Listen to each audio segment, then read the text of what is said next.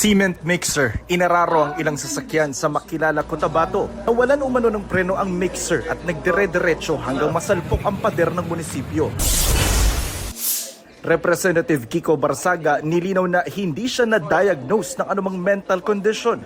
Handa raw siyang magsumite ng medical records basta iuutos ng korte. Handa rin daw siya sakaling ipasibak siya ng House Ethics Committee. Kinumpirma rin ni Barsaga na nangampanya siya para maging House Speaker pero hindi raw siya nangolekta ng pirma.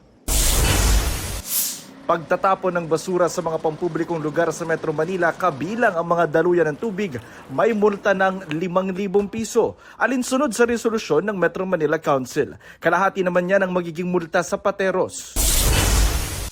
Patay ang isang rider sa El Salvador City, Misamis Oriental nang mabangga sa nakaparadang trailer truck. Batay sa investigasyon, posibleng hindi napansin ng rider ang truck na gumilid sa daan dahil nasiraan. Sa Cagayan de Oro City, sumalpok sa isang pick-up ang mga humarurot na motorsiklo.